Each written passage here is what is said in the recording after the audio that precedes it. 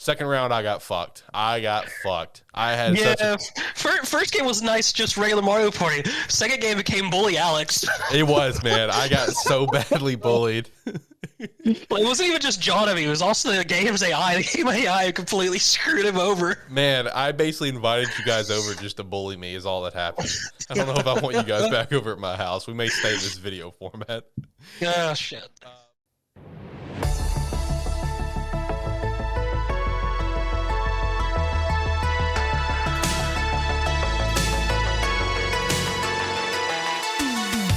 Hello. Welcome into Lighthearted Gamers, episode 64. Hopefully you're having an incredible day today, whatever day you are listening or perhaps watching this podcast over to our YouTube channel, youtube.com/Sparky3. Make sure to give us a like on the video, subscribe to the channel, be a friend, tell a friend. That is if there is going to be a video. We're going to assume there's going to be. We're doing the podcast via remotely today.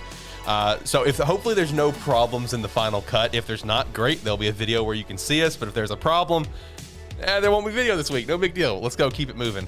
As always, with what we got. Yeah, we work with what we got, right? Zach, how you doing today, bud?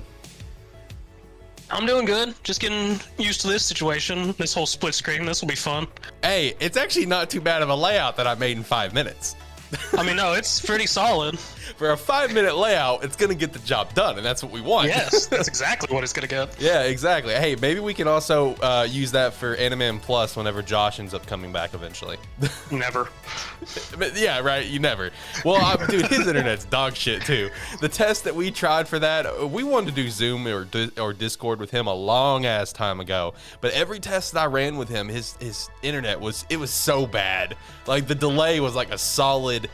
I think it was actually like a solid 15-second delay from when I heard him to watching him do whatever he said. Oh, God. Yeah, that's bad. Yeah, it was bad. So hopefully one day we'll get it fixed, but if not, whatever. Make sure to go check out that show, of course, AniMan Plus, where we also have AniMan Plus news every single week. We talk about all the latest and greatest in the anime manga industry that we're watching and reading. Make sure to also check out Terrible Football Show, my football podcast that goes up every single Thursday. And then check out Talking About Movies and stuff. New episode will come out when it comes out, man. I mean, we got 2 episodes out in October. That's hitting my quota of 1 a month, you know. We're in November now, so it's time to get another one out, which might be Eternals. We'll see. I don't know. I mean, sounds like we need to have a Rocky marathon. I mean, we do have that director's cut that's coming out soon for Rocky 4, so you're right there. That's exactly it. Bingo. If you could go follow us on Twitter at LH Gamers Podcast, we definitely appreciate that follow. And lastly, if you want to support us further, the Patreon is a great way to do so. Don't feel obligated, though. Just be a friend, tell a friend that you're listening and watching. Shout out to Andy, our Tier 1 patron. Appreciate the hell out of you. A couple of announcements before we jump into the show. Number 1, we did this last year. We're doing it again because I love this stuff. That's me, though.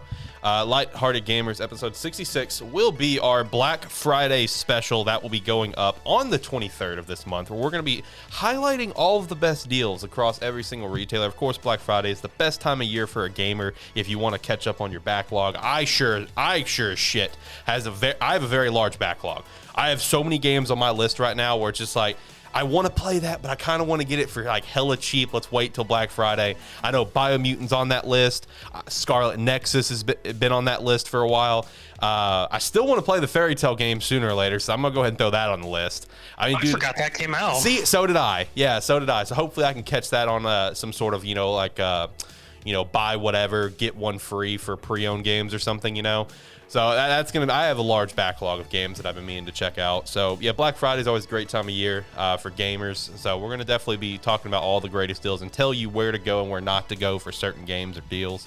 And then of course, we did this last year as well, but this year we're going to try to make it bigger and better than last year. Last year was very low-key. It was just for fun, but we are going to do a Game Awards watch-along extravaganza. The Game Awards, of course, taking place on December 9th. So we should be live streaming that right here at YouTube, youtube.com/Sparky3. Zach will be here. John will be here, and we do have at least like 3 people that are going to be on the show as well that are going to be filtering in and out. So that's going to be pretty fun to get everyone's kind of reactions. Of course, the Game Awards by Jeff Keighley, man. Lots of great announcements usually every single year. I mean, hell, he got the Xbox Series reveal, the new Mass Effect. He's gotten Dragon Age 4 in the past. I mean, he's gotten so much great stuff. We've gotten to have a chance to reveal it on his show and other shows. I mean, he just got Elden Ring, recently with the Summer Games Fest. I mean, I'm just hoping we get some more stuff from things we saw last year from the Games Awards that we've heard nothing from. Yeah, true. And I know one that we've talked about here on the show that could be there is Hogwarts Legacy. That's one that could be at the show. Yep. So Game Awards is going to be a fun time. Looking forward to live streaming that. It's going to be a good time there.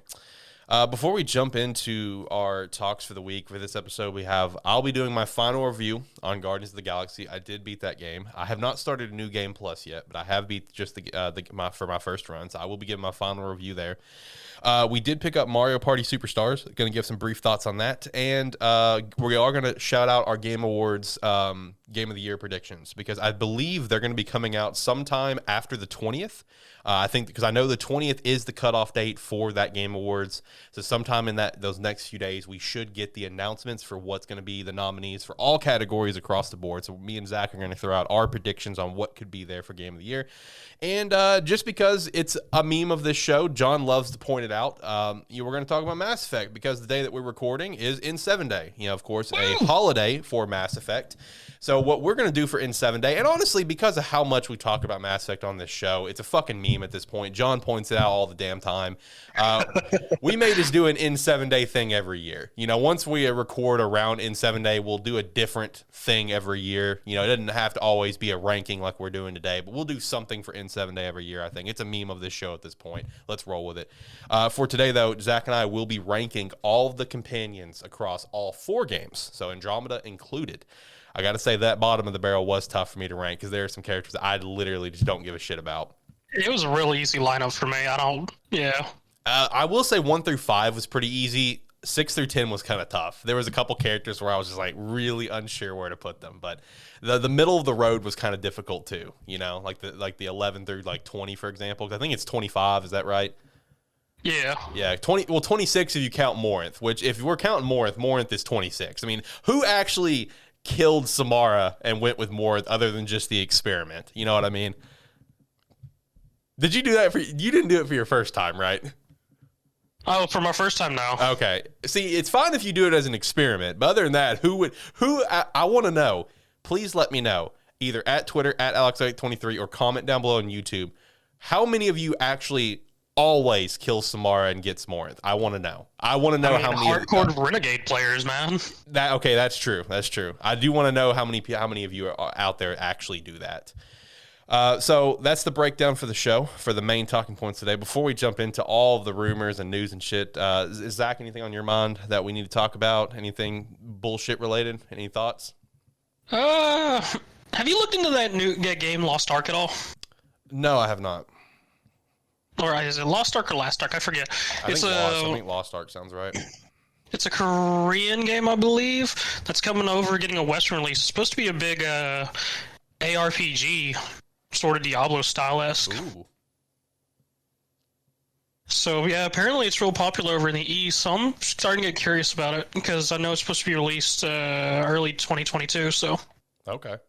I'll take a look into that. The Diablo-esque is kind of interesting. I will say, in terms of Diablo-esque, I have finally gotten to a point where I want to hit up some Path of Exile. I will say that. Yeah, there's a fun one. It's just, I've never hit it up just for one reason, because if I ever get in that mood, I'd usually just go to Diablo. But obviously, because of all the Blizzard stuff, I've personally gone anti-Blizzard, so I'm just like, I kind of don't. Which disappoints, man, because I really wanted to play Diablo 2 Remaster. I really did. Well, from my understanding, the Diablo 2 Remaster wasn't released very well anyway, so... Okay, well, that's good. Just like Warcraft 3 wasn't released very well. Yeah, which was sort of sad. It is, because not only did it have a poor release, with the release they basically cucked the original version. So all the good shit from the original version you can't do anymore, which is hella unfortunate. All right, well let's go ahead and just hop into the show, to the meat and potatoes here. Shout out to Thanksgiving coming soon.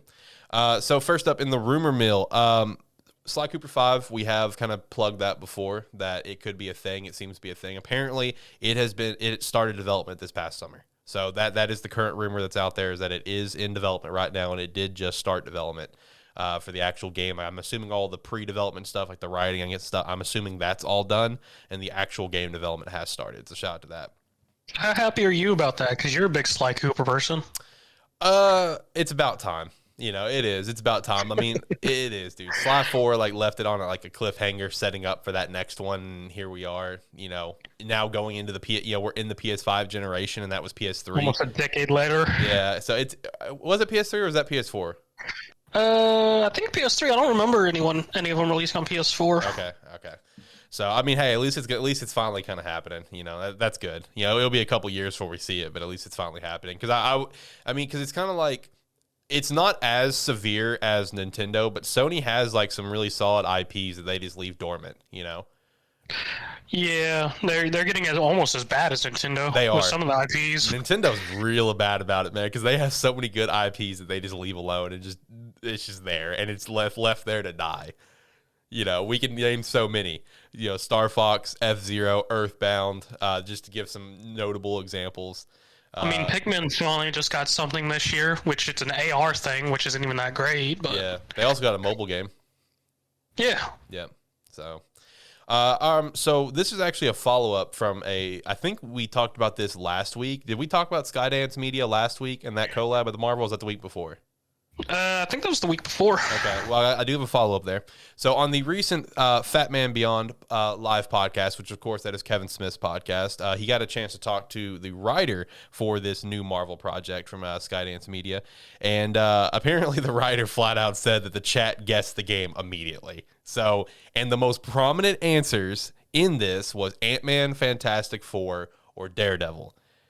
So I would go ahead and plug and think that one of those three is going to potentially be this new Marvel project, which, you know, we were thinking the Fantastic Four or Daredevil could be a possibility anyway. Now, if it was Ant-Man, though, that would be actually pretty sick. I'm not gonna lie. That'd be interesting, but I'd be curious of what they would go with it. I mean, I would guess it would most likely be an action adventure game, but I don't know. They could probably do a couple things with it just because the whole Ant-Man's whole thing of shrinking and enlarging and stuff like that. I just realized that if it is Ant-Man, I hope there's no spiders because I won't be able to play that game. Oh, well, you may be screwed, Alex. I know. Oh, no. I didn't even think about that till just now. Oh, that's a nightmare. But either way, it'll be excited to see more information out of that Marvel project. So far, Marvel, since they've really kind of put their foot in the door for even more like high quality Marvel games over these past few years.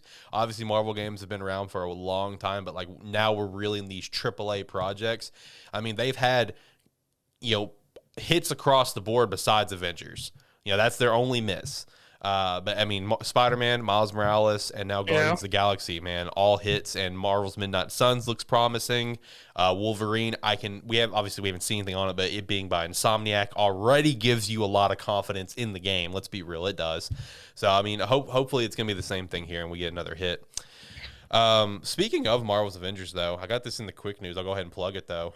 The the Square Enix president recently said that Marvel's Avengers was, you know, he acknowledged openly that it was a massive disappointment. But the funny thing about it is he flat out said that it's like, yeah, Crystal Dynamics was the wrong fit for the game. Like, aren't they still working on it? So isn't it like a slap in the face to them? Like, who's working on the DLC? The Crystal Dynamics team, I'm pretty sure, is still working on it. I mean, it's sort of sad for them to say that they weren't the right fit, because, I mean, Crystal Dynamics has released good games before. It was just an unfortunate with this one. Yeah, it was the wrong direction, but they just recently released like a large roadmap for everything that's coming out, and Spider-Man's finally coming. There was even a leak of you barely got to see Spider-Man's figure. You do get to see it. It was in like one of the developer videos where they were showing it, like on the screen they had like up like some new item or something, and behind this pop up they had Spider-Man selected, so you got to like see his face and his feet, you know, because the board was covering him. But so, I mean, Spider-Man's on the way, man. Finally, for PlayStation 4 and 5 users only, of course. But he is on the way.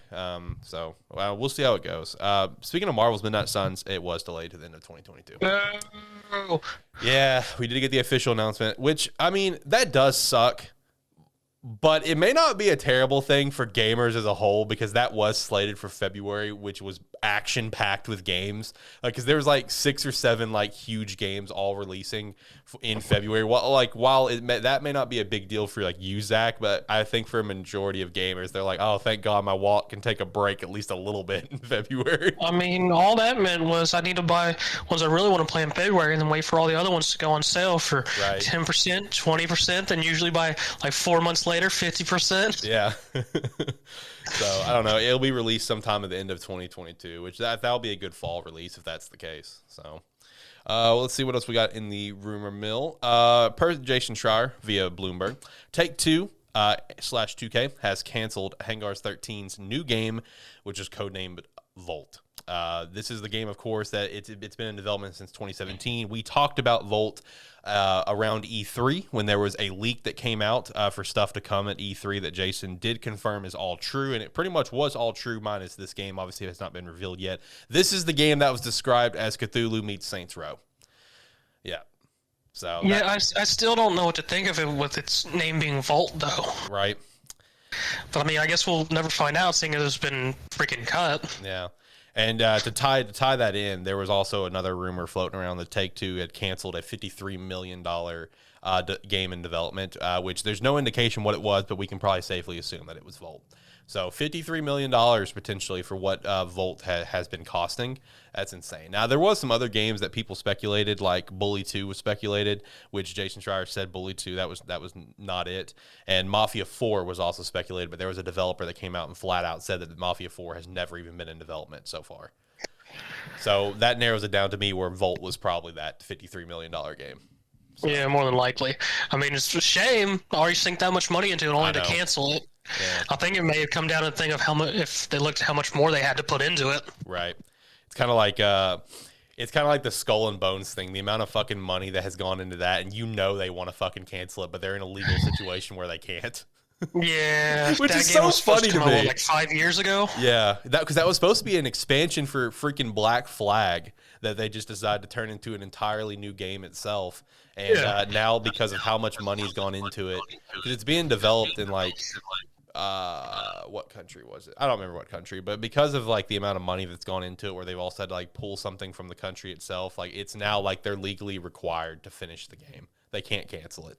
But Skull and Bones has apparently gone through like 19,000 reboots of what they want to do. By the time it actually eventually comes out, it's all just going to be spaceships, right, in the middle of the Caribbean.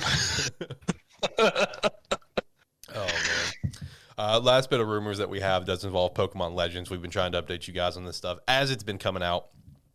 This is, of course, involving Pokemon, the new Pokemon and new Hisuian forms that we are set to get. So here is apparently the full list of the new forms and mons. This was originally these have all been leaked through like riddle leaks, where it's just like a generic picture and people try to guess what it is, from people that know the sources. And then all the actual insiders that's been really leaking this stuff has all been saying, well, I guess since people are figuring it out now, here's the list. So of course, Growlithe and Arcanine, we already knew about that one. Zora and Zoroark, we already know about those, of course. Braviary as well. So what do we have going from there? So Voltorb and Electrode set to get Hisuian forms, which those have been rumored for a little bit now. No, so that may not be new for a lot of people listening. Some new ones, though, is Sneasel is set to get a poison fighting Hisuian form. Quillfish getting some fucking love for the first time since its reveal in Gen 2, I think.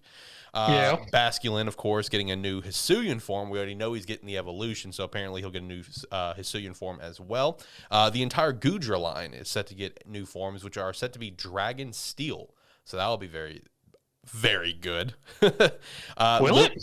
Do what? Will it? Yeah, dude, Dragon Steel is pretty solid. And that's what Dialga is. And Duraludon's a really good mon, man. I love me some Pez Dispenser. Me and Pez Dispenser, we go way back, brother. Yeah, Pez Dispensers come in clutch in the DBA. Shout out to that dead league. That might come back eventually. We'll see.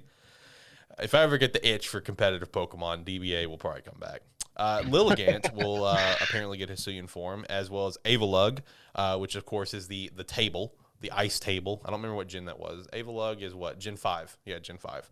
And then all of the 3 starters that you can choose, not the Sinnoh starters, but the 3 that you can choose at the beginning, their final evolutions will all be Hisuian forms.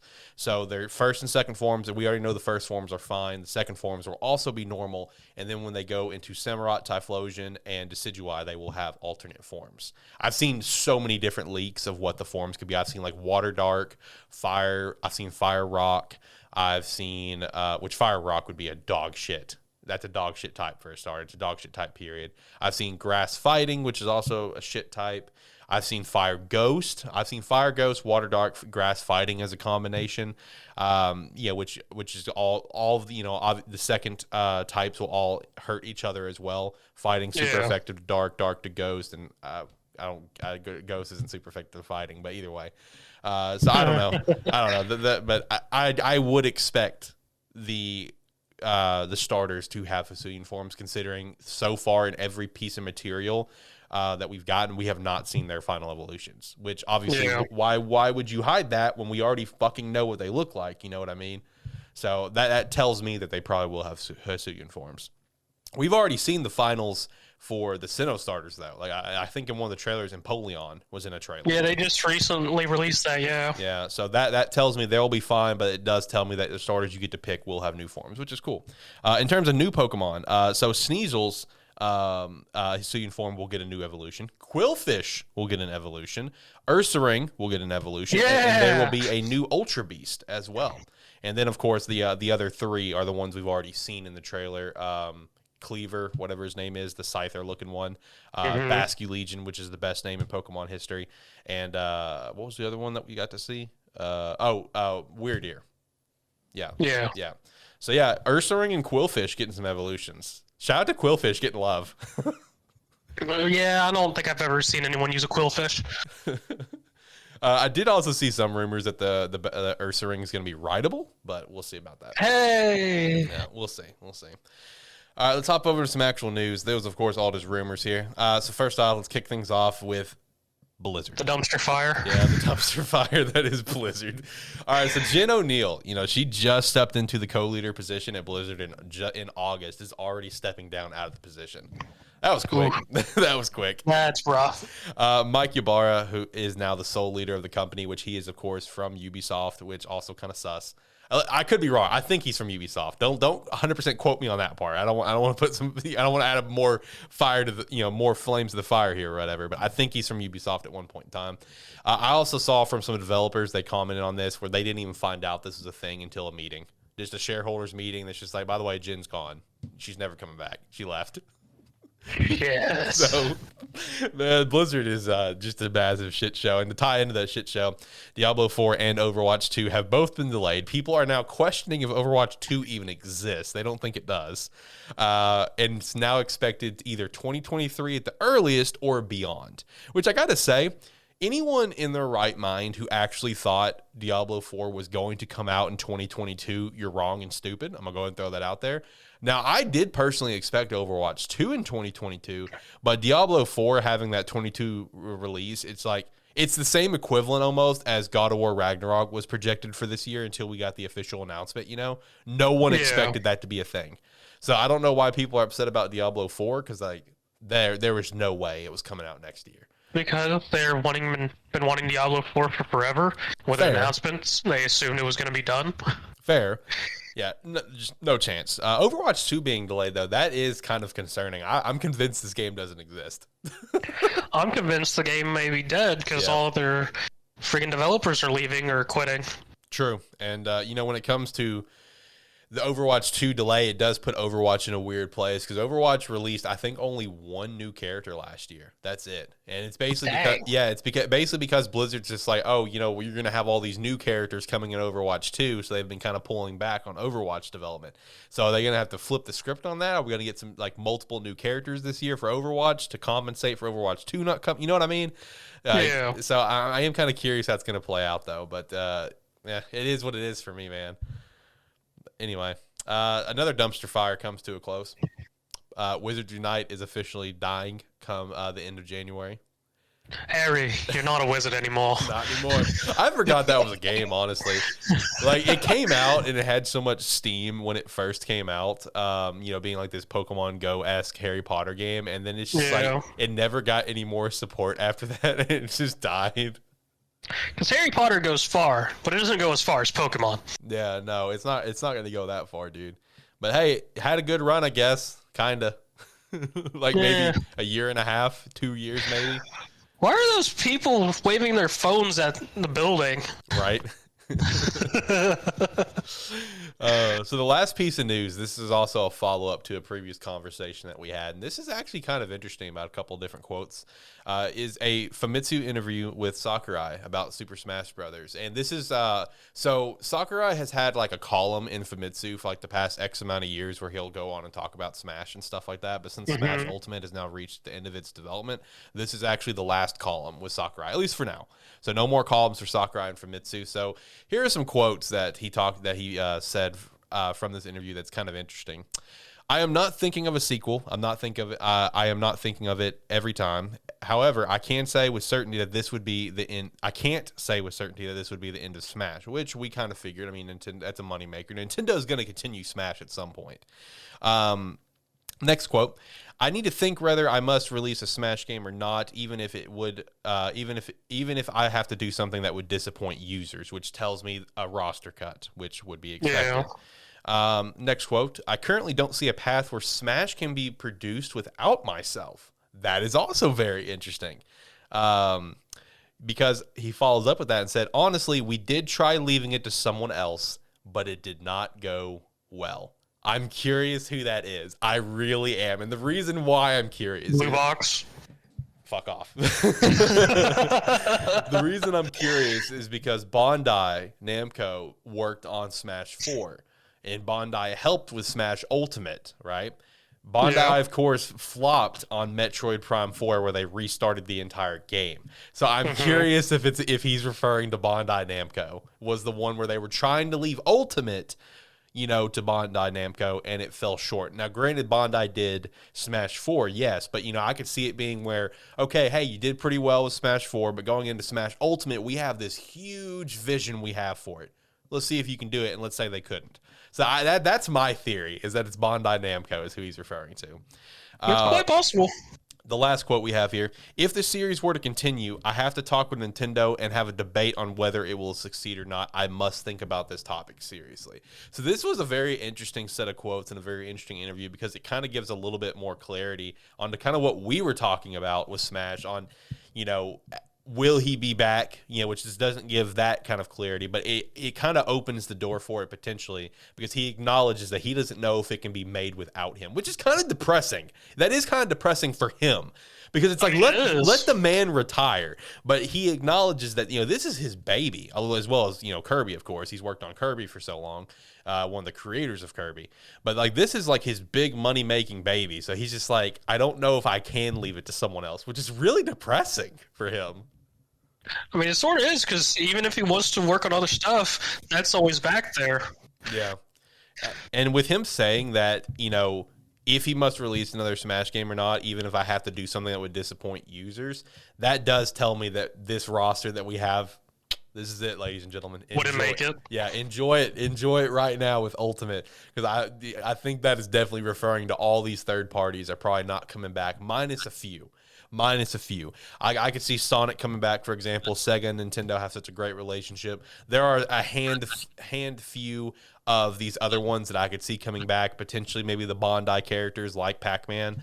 But there are a lot of others like Sora. Sora's probably not coming back. No. I would imagine that was a hellacious talk to get Sora in the game. So I don't know, man. It'll be very interesting to see the future of Smash because it's one of those things like when we talked about this a few weeks back, or actually a month ago, because that's when Sora was released.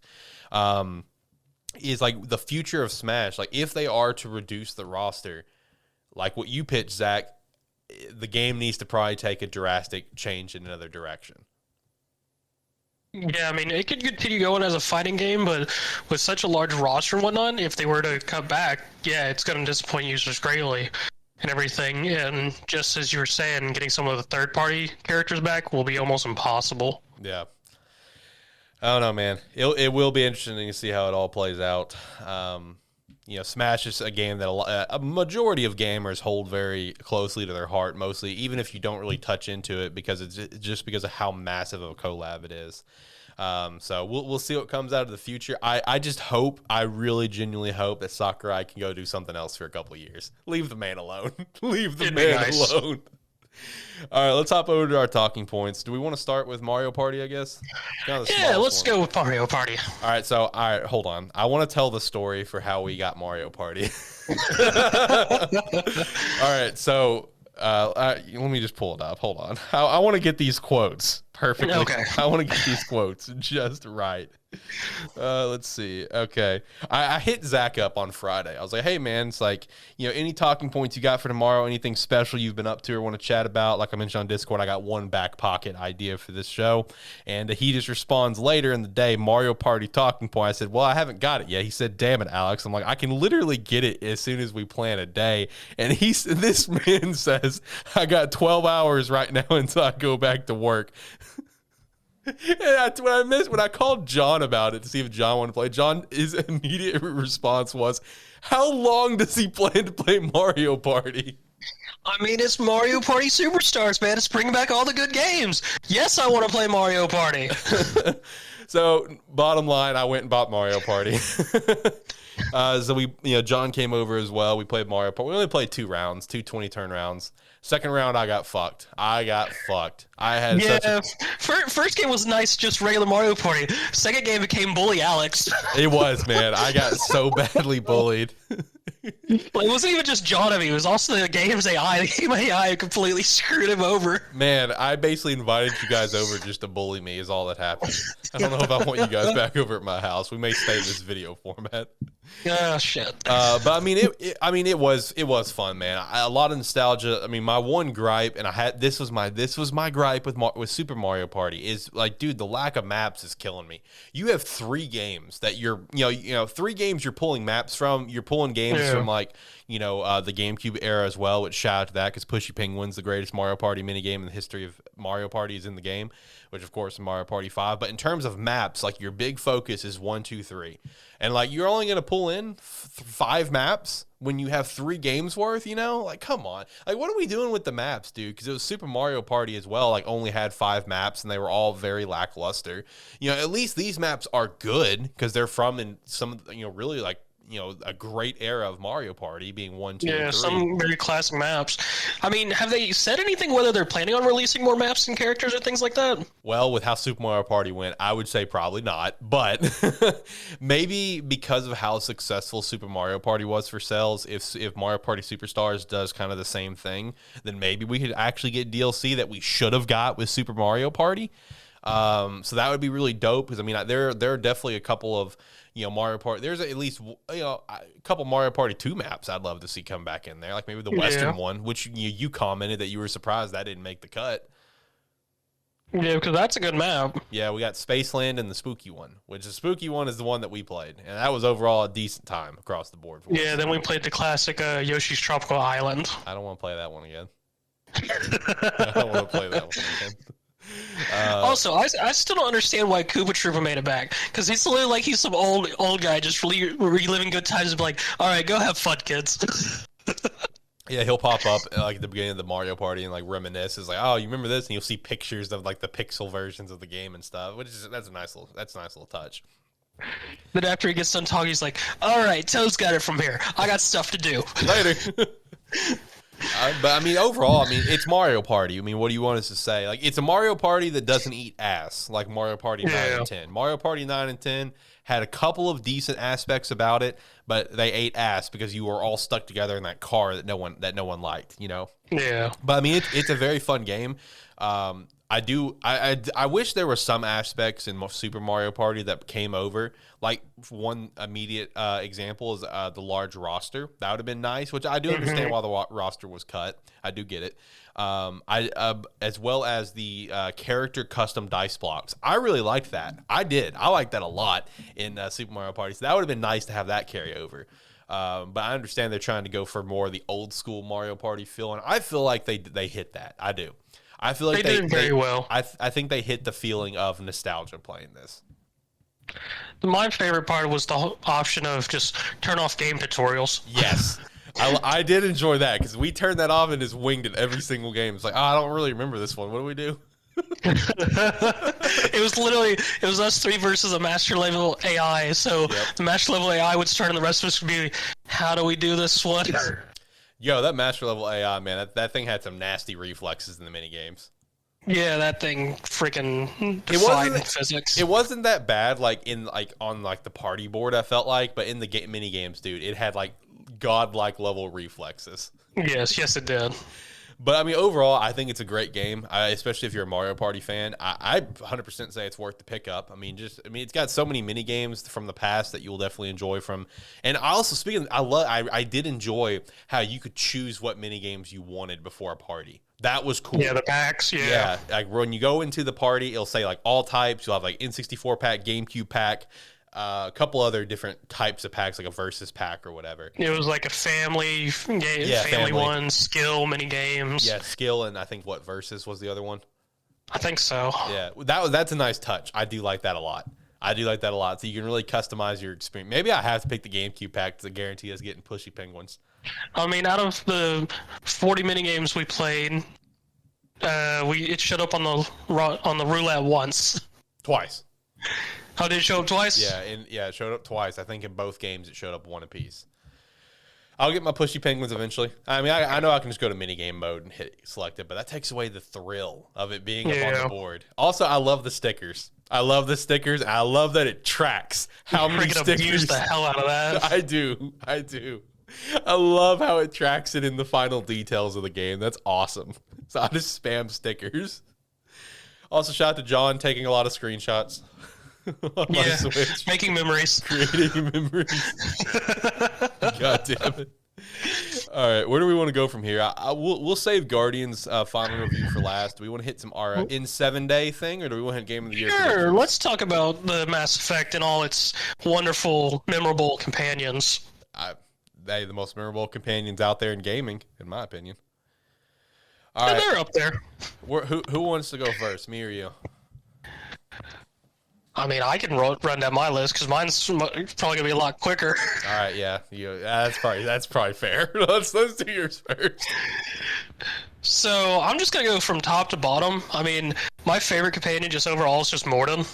Really? Because Morden is fucking fantastic. His whole story and everything. I just love his whole character of just him being, I'm a scientist. I'm gonna do this. Wow, just his whole thing. I did not expect Morden. I knew you liked Morden, but I didn't expect him to be your number one. I fucking love Morden. Whenever I play 2, he's always on my party. Oh, so he's your Garrus, right? Yes, okay. Pretty much. Wow, that's interesting. I did not expect that. And Morden's followed up by Rex. Okay, that's fair, though. That's fair. Because that was my one thing is at 3, I was really hoping with the Citadel DLC before Morden died, you could do Morden and Rex together as a team. That'd been the greatest thing for me. Just run around the freaking Citadel DLC with those two. Right. Third's gonna be Thane. Fair. Tali's fourth. Okay. Because Tali's the character I romanced my first initial trilogy playthrough. Best girl. Yeah. Followed by Tali, Legion. Legion is pretty cool. Yeah, I like Legion. His whole little storyline in 2 that leads into 3 was very nice.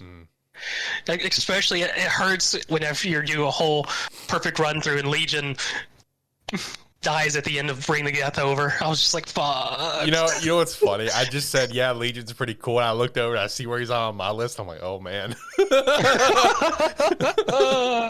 get to that in a moment. So follow Legion, Garrus, Liara, Grunt, then Edie. I feel like I put Edie a bit higher, but then I was thinking, Edie has a pretty interesting story starting in 2 with Joker and everything, then finally getting her as a companion was sort of my big thing. I was like, yeah, she was sort of unexpected at 3. I never expected her to become a companion. I agree with that. Samara, then Jack. Then we start getting to my mid-game to bottom list of characters. I was like, sort of like, hey, they're nice, but eh. What number are we on? Did you number them? 1, 2, 3, 4, 5, 6, 7, 10, 12. Okay. I have Miranda. Okay. 13, Ashley. 14, Jacob. 15, Caden. Oh, okay. I definitely like Jacob more than Caden, because Caden's just kill me. Okay. Jacob's at least a bro. Okay. 16, Zaid. Okay. 17, Kasumi. Wow. Okay. I don't know. I wasn't big on Kasumi. I mean, she was interesting, but 18, James. 19, Liam from Andromeda. 20, Javik. 21, Jaw. 3, the Asari chick from Andromeda, whose name I could never pronounce. Phoebe. Phoebe, yeah. I don't remember her actual birth name, but she's just Phoebe. Yeah, it's like Pelisaria. Yeah, Pelisaria or something like that. Yeah, Pelisaria. Then Korra, Vetra, and Knockmore. I could not care about Knockmore for everything. Knockmore, whatever. Yeah. All right, so I'm really, really thankful I thought of this dumb little idea because for the listeners of this show, it really gives you perspective on how different of an opinion people can have on this game. Because, dude, listening to yours and looking at mine, I'm just like, holy shit, we're on two different ends of the spectrum. I mean, I figured as much. Yeah, so I'm glad we did this because this is about to, for anyone that has been curious about Mass Effect and hasn't picked it up, like the Legendary Edition, whatever, this will give you an idea just like of like how different these companions can be for people. So, like I said, coming in dead last, if I was to rank them, would be Morinth. I saved Morinth one time, and that was the only time. I'm good. So I'm not counting that one, but as an official ranking, but it's there. My dead last is Caden. Caden's so boring to me. I recently saved Caden going into 3, and he still bored the shit out of me. He bored the shit out of me in all 3 of my Mass Effect 1 playthroughs I just did, where he was alive or up to when he died, or even after if he did live. He's just boring as shit. At 24 is Jacob too. I don't like Jacob at all. I don't like Jacob at all. I really don't. There's nothing about Jacob that's appealing to me. And I will also say for people out there that actually like Jacob and like romanced him as Femshep, he is like one of the worst romances in the history of Mass Effect. See, I don't think I would ever romance Jacob. I mean, he's a bro. He's a family dude. Yeah. Coming at 23 is Korra from Andromeda. Korra's boring. She is. Korra did nothing for me. And 22 is Drock, Nakamura Drock. Same thing. For being a Krogan, you naturally think he's going to be so cool, but no, he's boring as hell. He really is. He's a grizzled old Krogan, which with no backbone. Well, I guess no real backstory to interest you. Yeah. Coming at number 21. I will say this character coming at 21 is thanks to my recent playthroughs. If I would have done this a couple of years ago, this character wouldn't have been top 10 or anything, but it would have been higher. But at 21, Ashley. I fucking hate Ashley. I really do. But she's not. I mean, Ashley's just as boring as Caden, in all honesty. I mean, she is. At least she has a couple aspects about her that are decent. I just hate her portrayal in the first one where she's like hyper racist to the aliens. Well, I'm just like, all right, well, you're never going on a mission with me again. I'll stick with a Garrison Rex. I mean, pro-human, man. She's a little too over the top with it. Number 20 is Liam from Andromeda, and the only reason he didn't get lower is because he saved himself with the best mission, whatever mission in Andromeda. Yeah, he has the best companion mission out of all of them in Andromeda. So therefore, he gets a little bit of a bump up over like Korra and Drock, for example. 19 is Zaid. He never did anything for me. Besides the Citadel DLC, if you take one route with the party, I think it's like the more chill route and not the hype party route. Him and Garrus are constantly rigging stuff around your house for booby traps. In case there's another clone that pops in where he he sets up your coffee dispenser to explode, your hot tub to get up to the temperature of a sun. So that was all funny. But other than that, Zaid never did anything for me. Number 18 is Vetra. I mean, she's not bad. She's not as bad as the others, but like the problem with Andromeda is most characters didn't really do anything for me. 17 is Samara. 16 is Legion. Now I got to say, out of my list, 16 and up, great characters that I really, really, really love. It's like, basically Vetra down. It's just like, you're kind of there. You know what I mean? Yeah. 15 is Javik. I really like Javik. 14 is PB, who I romanced in Andromeda. She was the most interesting character to me out of the females. That is. 13 is Edie. I do like Edie. I never took Edie on any missions hardly, but I love Edie's one-liners. Edie's one-liners are fantastic. Edie's one-liners are great, and if you actually take her on missions, you get more of them. See, I have taken her on missions, but not as near as much as I probably should. It's just I like taking Garrus. I like taking Tally. That's my two. Morden coming in at number 12. I do like Morden's character a lot. Number 11 is James. I think James is the best human male that you've had in all three games, in my opinion. I love the story that you get to explore, and I love how they even made a movie off of him. To further explore his story. Liara at number 10. Jaw at 9. I love Jaw. Jaw is so damn adorable. He's so curious about everything that we're doing, because we're so new to him. So I'm a big fan of Jaw. Number 8, Grunt. Number 7, Kasumi. I really like Kasumi. I wish Kasumi was more of a character in Mass Effect 3. I really do. Like, if she could have been like a part of your actual squad, that'd been awesome. 6 is Miranda. I'm a big fan of her, Miranda and her story. 5 is Rex. 4 is Jack. I'm a big fan of Jack too. Jack is awesome. I love Jack's story and Jack's character development. Number 3, Thane.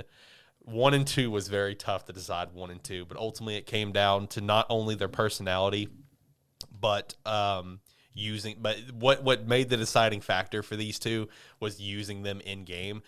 Tally at 2, Garrus at 1. If we're talking strictly companions, I prefer Garrus as a companion. I bring Tally with me because she's best girl.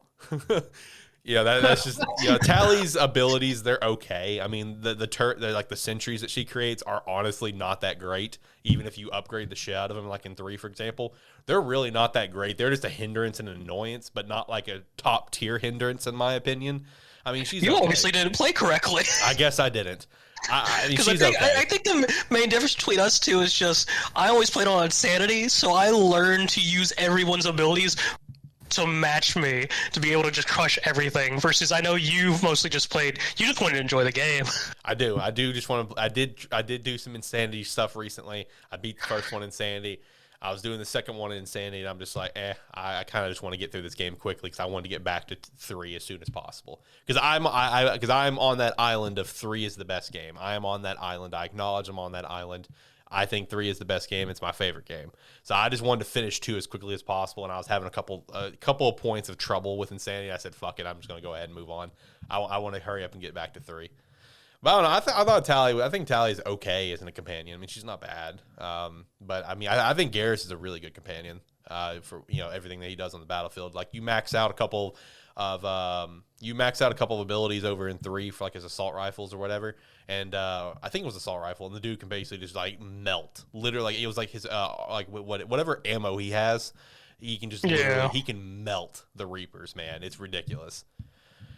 But I don't know. That was fun just because we are very different. I mean, I didn't always cycle through my companions. I never used the same people. I definitely use the same people a lot. I will not lie. Like look, don't get me wrong. I've had my time of cycling through people, but once I found the people that I really, really love, that's when I just kind of stuck with them. You know what I mean? Every playthrough after that, it's like I pretty much use the same people because I've already done my cycling. And there's still some things that I cycle through just because it is interesting to me. Like, of course, if you're going to Thessia is one example.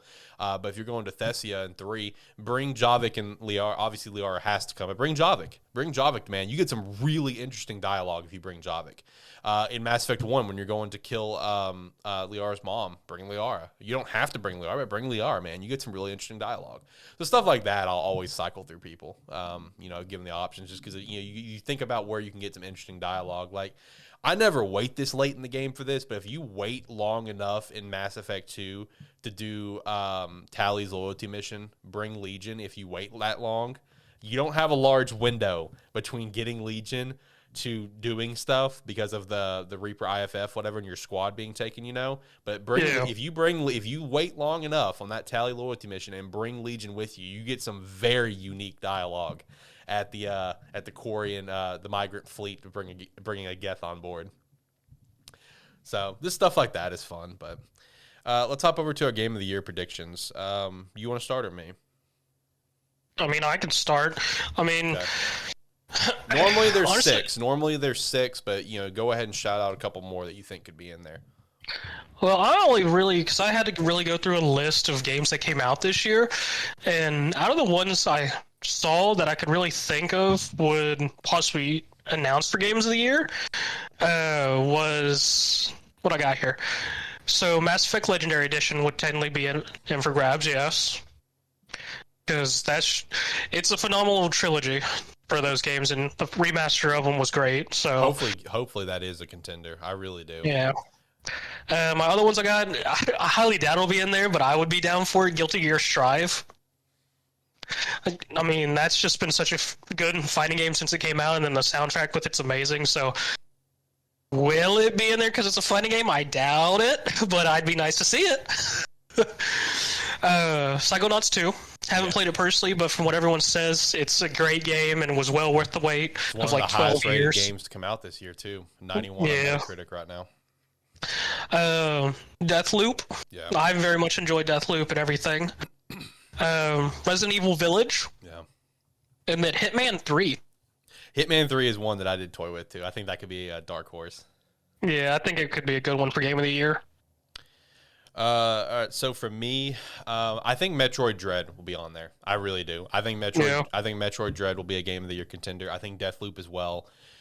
Psychonauts 2 is one. I think Ratchet and Clank We're Rift Apart is going to be on there as well. Yeah, I could see that. It's currently sitting on 88 on Metacritic. It got a 9 from Game Informer, 9 from IGN, and then it's 5 out of 5 by GameSpeed.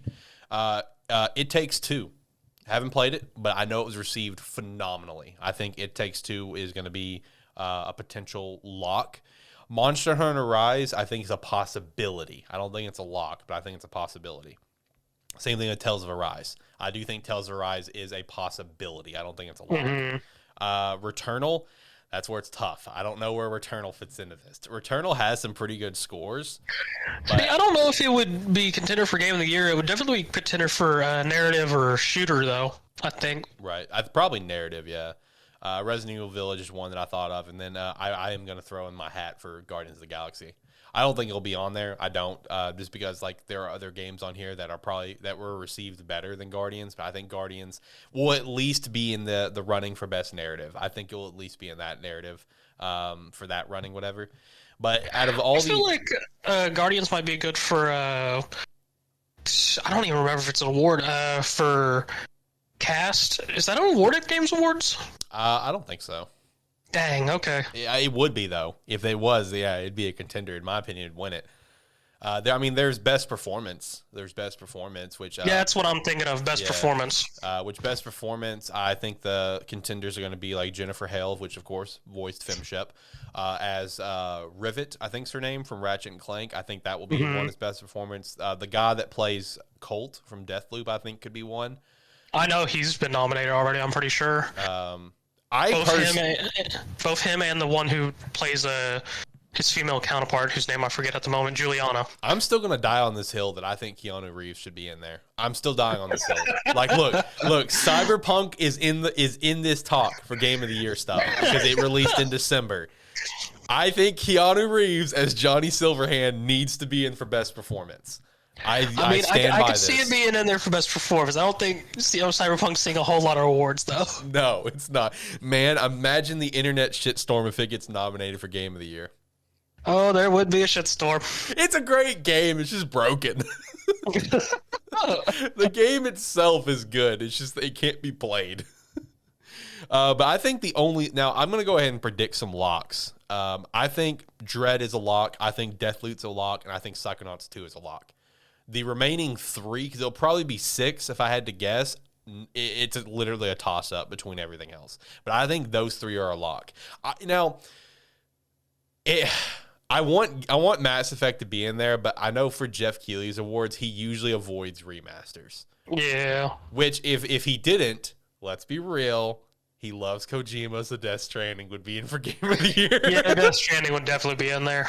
No, I mean, he avoids remasters for Game of the Year. He'll put them in there for other award possibilities. So Mass Effect will probably be in there for, best narrative, for example. Best storytelling, that sort of stuff.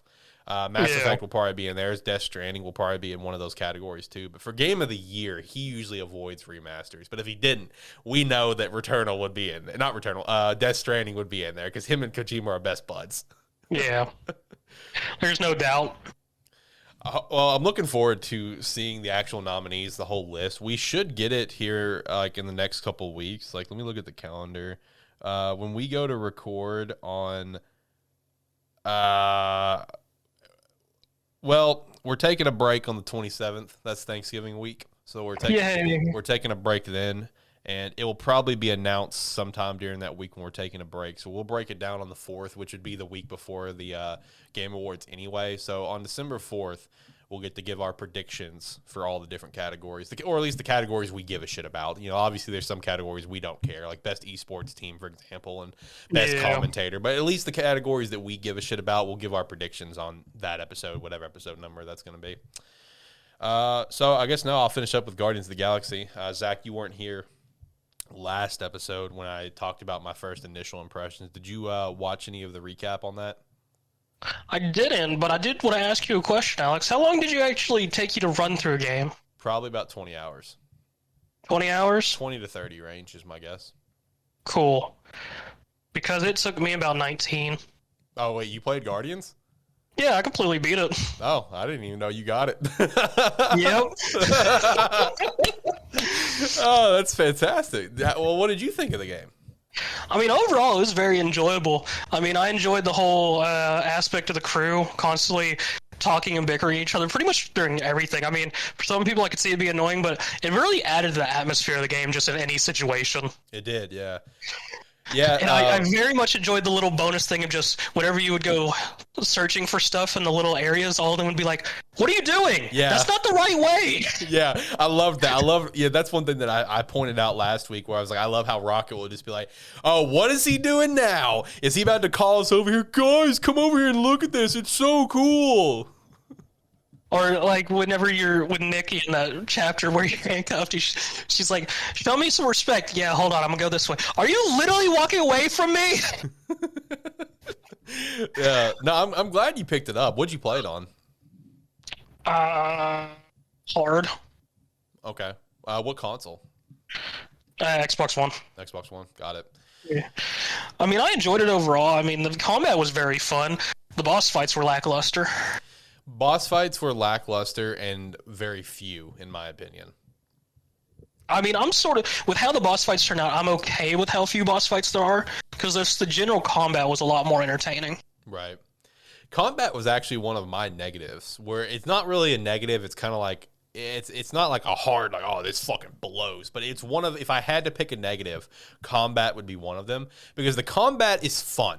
The combat is very fun. It is very enjoyable, but I feel like it got too repetitive over time. Like, even though you're unlocking all these different abilities for your Guardians, you're doing the same thing over and over again instead of having like a wide range of different things to do across the board. Like, I feel like it got very repetitive, in my opinion. Well, to me, I don't ever felt like that but how my brain looked at the game whenever I started choosing skills and whatnot was my brain went, what's my best combinations of here? So it became a thing of how quickly can I clear a room with which set of skills? So I more or less made it a challenge of myself of if I use this rotation of skills, how quick is that versus using this rotation of skills? Right. Which that adds to it, and I would do the same thing. I definitely found my sets that I liked. I personally, I went through every single one of like I would always start with Groot. Were you the same way? No. Groot was always my start because I would usually lock them down or shoot them up. Then I'd obviously just save the large grapple for large enemies. But I like locking them down and then immediately having Rocket just fucking bomb them, and I would pretty much wipe out a large group of people. See, my go-tos was either, depending on where the enemy setup was, it was either Rocket Grav Grenade into either Drax Smash or Groot Uproot, or Drax charging into a Gamora multi-slash. Okay. like I said, when it comes to the gameplay, it was fun. But if I was literally forced to pick a negative, that would be my only negative. Just because I feel like there could have been done more to add more to Star-Lord was my biggest beef. You know what I mean? Like, Yeah. The element stuff is cool. I'm also a big fan of elements. But for you playing as Star-Lord, I feel like there could have been something more for you. Even with the abilities that you got, they weren't bad. I mean, I enjoyed them. But I just feel like playing as just Star-Lord, I'm not saying I need to play as everyone. I think the direction of this game, playing as one character, being the captain of the squad here, I think was the best direction for this game. I think this game would have been a hot fucking mess if you played as everyone. I really do. Yeah. I just feel like if there was something a little bit more to Star-Lord, the gameplay would have been a lot better. But the gameplay was very good. Like, if I had to rate just the gameplay, it'd probably be a 7 or 8 out of 10. Like, I mean, it was good, but it was probably my only negative. So it being a 7 or 8 out of 10 and being my only negative that I have to pick, in my opinion, is pretty good for the game. In my opinion. I mean, personally, for me, I felt what you had for Star-Lord was actually pretty fine, especially for the setting itself, because it very much establishes that Peter may be the captain, but he's also the weakest of the crew. Yep. Especially like at the very beginning in chapters 2, when when they're going through all the addendums that Rocket left, and it gets to him, it's just like, Quill, Peter Quill, Star-Lord. That's it? That's all you wrote? There was a character limitation. Character deletion. And I mean, honestly, for people who feel like Star-Lord could have been a little less, if you actually look in the settings, you can do custom settings to cause Star-Lord to do more damage and things like that if you want to feel stronger as Star-Lord. Which I thought was really cool. Did you really dive into that, like the custom difficulty for the game? Like, I thought that was I didn't use it. I just played on a set difficulty, but I thought that was a really awesome feature. I messed with it a little, but I didn't alter it too much just because I was messing with on the harder difficulty, so. Gotcha. But as a whole, like in terms of the story, I thought the story was absolutely phenomenal. You know, because I feel like one problem that some people are kind of facing with these Marvel games is they just look at how unbelievably amazing Spider-Man was, and they just expect like these open world games for these Marvel games. And I don't think, you know, in terms of Guardians, I don't think that's necessary at all. Now, I do think one thing that would have been a nice touch, and I guess it's because of how much I really get a lot of Mass Effect vibes from Guardians. I think it would have been cool if you could like actually choose on like a map where you go, kind of like Mass Effect, you know? But I think in terms of the gameplay, being in these single confined areas, doing your mission, similar to Mass Effect, I thought was fine. I had no problem with it because of how great the story was and how great the character interactions were. Do you kind of feel the same way or no? No, I feel like it was fine as it is, because I feel like if it was sort of a free form of being able to choose what planet you go to, I feel like it would have been a lot more disconnect, especially with the story they were telling. Fair. Because then you really would have got, Quill, where are you going? Yes. Because if they allowed that, it would have been a lot bigger disconnect, because they were trying to tell a very linear story, which was nice, which made more sense, especially like when you're ever deciding what you need to do for money, like before you go and see Lady Hellbender and the stuff we've all seen, and you have the whole thing of listen to Gamora, Groot, or Drax. Because me personally, I wanted to go fight Fin Fang Foom at the very beginning. I was just like, all right, Drax, let's go do this. It's like, go fight Fin Fang Foom to our death. I'm like, no. I was like, oh. Oh, man, they shut you down. I was like, okay, I see where we're going with this. It's going to be linear. All right, where are we going? It would have been nice to have that sort of branching storylines, you know. Yeah. And they do have a little bit of branching, you know, but it's not as much as like something like a Mass Effect where it really does branch off based on, you know, some major decisions. But there are a lot of decisions throughout this game that does impact you later on and stuff. Yeah, which allows you access to different things here and there, depending on whether stuff has happened or not. Which, of course, I love that shit. I love being able to make those different choices. Yeah, because there's small choices, but because of it, different things happen later in the game. Especially for like the last chapter, the final space battle determines on what people show up when. Yep. And can either make very long sections or completely clear sections for you. Which I got to say, that space battle was so epic to me. It really was. Like the flying through space, whatever. Actually getting to fly through space and do the battle there, I thought was fucking clean. I really did. Yeah. I enjoyed that, and I enjoyed it so much where I'm sitting there and I'm thinking to myself, man, it would have been so cool to like fly the Normandy going to Earth at the end of 3. That would have been so cool. I started thinking, I've never had that thought before, because like that scene of all the fleets coming in at 3 was already cool enough and gave me massive goosebumps. But playing Guardians of the Galaxy, I'm like, man, that would have been so cool in Mass Effect 3. But I mean, I feel like the game did really well with its linear story. I do. I love the story. I mean, if I feel like it, I'll plug a clip right here from AniMan Plus Ep 50. Shocker, I cried, at some of the different aspects of the game in terms of the storytelling. But, I mean, in this game, dude, it draws so much emotion out of you because of the characters and how well these characters are portrayed. And it's such a shame that this game had the start that it had back in the summer, where it's just like everyone absolutely hated this game. And now they get it and they're like, oh shit, okay, hold on, this is actually a pretty dope game. No, seriously, give this game a shot. It is a phenomenal game. I mean, and I agree with that. It was a very good game so far out of the Marvel games that have been released this year. This one definitely over Avengers is sort of funny, and they take a shot at Avengers in the middle of Guardians. Yeah, I'm glad you mentioned that, because I forgot to bring that up last week when I talked about it. I do like how they plugged Avengers in 2 different ways, because one was when they were like flying through like that dimension thing. You hear Hulk yell like Hulk smash, and then you hear Captain America from Marvel's going to say Avengers assemble, and then later on when they were trying to figure out who to help them, someone mentioned what about the guys in the back on anyone back on Earth, and I think it was Peter, which is like what the guys in the pajamas, whatever. Just like, trust me, guys, Earth has not caught up to everyone else yet. So I did enjoy that. I enjoyed those little references. Did you? I don't know if you mess with this in games at all, but did you try the photo mode at all? No. Photo mode is phenomenal in this game. It is so cool, man, because you choose different like comic covers as like your surrounding background that has like everyone's names from different comic issues that they've had released.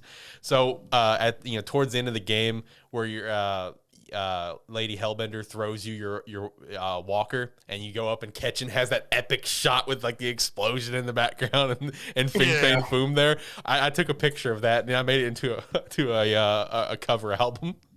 It's phenomenal. Photo mode is great. But overall, this is a game that I 100% recommend. I think it's worth Game of the Year nomination. I really do. I mean, it is a phenomenal game. It's at the very least for best storytelling. I will say the ending kind of caught me off guard a little bit, because for once, I actually did not look up any spoilers, right? Believe it or not. So the ending did catch me off guard, because I thought it was setting up for a 2. The little tease you got with a certain character, with his eyes. I thought that was just a 2 setup. They're rolling the credits and everything. I'm like, all right, end of the game. We're setting up for 2. Cool. And all of a sudden something happens, like chapter 16. I'm like, wait, what? And it's just one nice little boss fight at the end. Yeah. So that did kind of catch me off guard, which is nice. It's like, it's like, I think what you mentioned Friday when we chatted about it a little bit, very fitting for Guardians. Yeah. But I'm very excited for Guardians 2. I think Guardians 2 is going to be awesome, as long as they don't take any steps backwards, which I don't think they would. I think they did really well on this. I really do. If I had to give it a rating, my original rating was like an 8.5 is what I gave it last week for my first like initial impressions about probably 10 hours played. Now completing the game, I would legit give it probably a 9 out of 10. I think it's a 9 out of 10 in my opinion.